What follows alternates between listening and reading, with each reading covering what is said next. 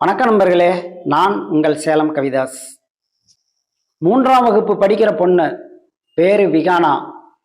அன்னைக்கு ஆகஸ்ட் 15 சுதந்திர தினம். விகானாவோட பள்ளிக்கூடத்துல கொடியேற்று விழா நடக்குது. கொடியேற்று விழா முடிஞ்சதும் 10 மணிக்கெல்லாம் விகானா வீட்டுக்கு வந்துடுறா. விகானாவோட அம்மா பேரு செல்லக்கிளி. தன்னுடைய மகளை பார்த்ததும், தங்கம், பத்திரமா வீட்டுக்கு வந்துட்டியா? பள்ளிக்கூடத்துல கொடி ஏத்தனாங்களா? சாப்பிட்றதுக்கு என்னடா கொடுத்தாங்க? சாக்லேட்டு கொடுத்தாங்கம்மா. சாக்லேட் சாப்பிட்டியாடா தங்கம்? இல்லம்மா. ஏண்டி செல்லம், நீ தானம்மா சொன்ன ஊர் உலகம் ரொம்ப கெட்டு போயிருச்சு, நாட்டில் பாதுகாப்பே இல்லை, 3 வயசு குழந்தைய கூட கெடுத்து கொன்று முள்ளு புதருக்குள்ள வீசி எறிஞ்சிட்டாங்க, அதனால யாரு எதை கொடுத்தாலும் நீ வாங்கி சாப்பிடக்கூடாதுன்னு.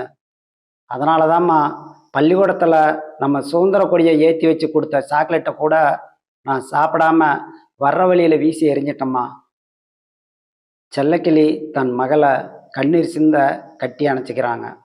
நண்பர்களே, நாம் சுதந்திரம் வாங்கிட்டோம் அப்படிங்கிறத பெருமையா சொல்றதுக்கு நம்ம மார்பில் சுதந்திர கொடியை குத்திக்கிறோம்.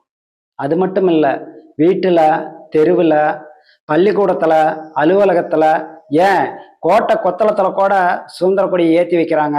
அது கம்பீரமாக பறக்குது. ஆனாலும் நண்பர்களே, இந்த ஜனநாயகத்தில் இன்னும் சுதந்திரம் கிடைக்காம தத்தளிச்சுட்டு தான் இருக்கிறாங்க.